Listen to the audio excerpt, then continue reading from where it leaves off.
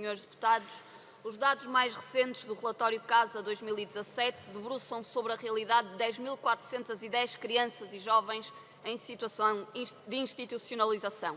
Dos 7.553 que se mantêm ainda em situação de acolhimento, 246 estão em situação de acolhimento familiar e mais de 6.500 estão em lares residenciais, sejam lares de infância ou juventude, centros de acolhimento temporário e outras respostas.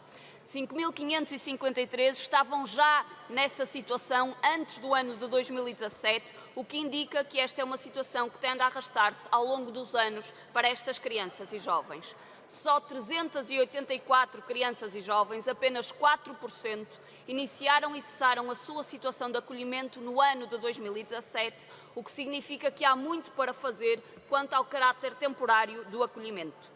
O PCP já afirmou sobre esta matéria que a institucionalização de crianças e jovens em situação de perigo, de risco, é uma problemática complexa que merece uma atenção cuidada.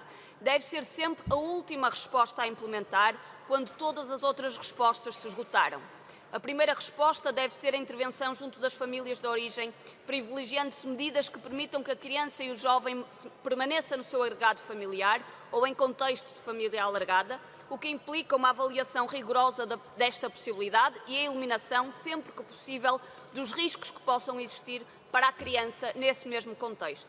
Reconhecemos naturalmente que há situações em que a resposta poderá passar por situações de acolhimento familiar e residencial, que deve ser mesmo o último recurso, sendo que estas situações não se podem perpetuar no tempo.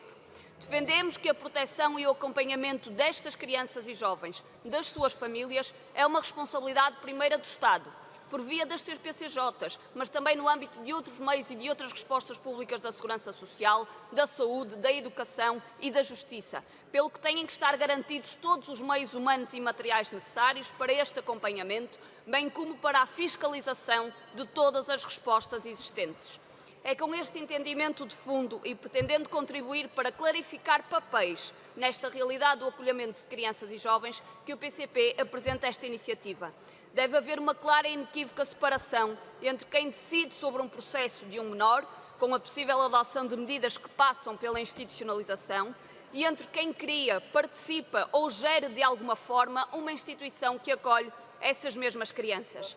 Esta separação é uma elementar medida de segurança que visa impedir casos de institucionalização desnecessárias ou perpetuação desta mesma medida. Por isso, o PCP propõe que quem participa nos processos de decisão, seja num plano administrativo ou judicial, não possa integrar, direta ou indiretamente, órgãos sociais de instituições que acolham crianças e jovens em situação de perigo ou em situação de risco. As necessidades específicas de cada criança devem ter a resposta adequada às mesmas. As soluções e as respostas a estas realidades devem ter sempre em conta o superior interesse da criança, não outros interesses, e não podem ser transformadas num negócio. Senhores deputados, o que o PCP pretende com esta proposta que apresenta é muito simples.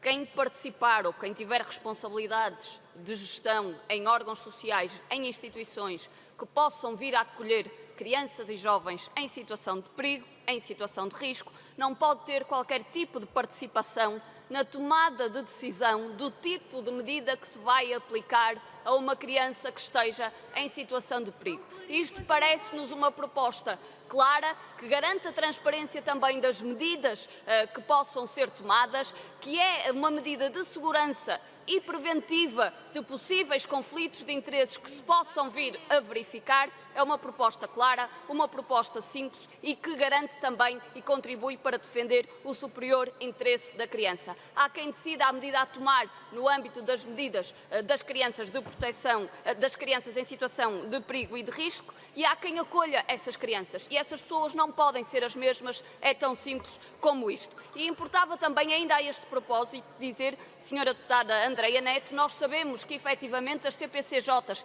que aliás com uma manta muito curta, com muitos poucos meios, e que o PCP tem colocado esta questão na Assembleia da República há muitos anos, da necessidade do reforço de meios para as CPCJs e também da necessidade de reforços técnicos para a Segurança Social, nós sabemos que as CPCJs fazem um esforço imenso para que efetivamente seja acompanhado a situação na família, no contexto familiar, as situações nas famílias de origem. Nós sabemos isso, mas continuamos a ter situações em que as crianças são afastadas da sua família de origem. E 71% dessas situações que geram o acolhimento são, por exemplo, situações de negligência. Importava também, Sra. Deputada, perceber o que é que está na origem dessas situações de negligência, o que é que origina todas essas situações, seja da falta de supervisão familiar, seja cuidados de educação geradores de abandono ou de absentismo escolar.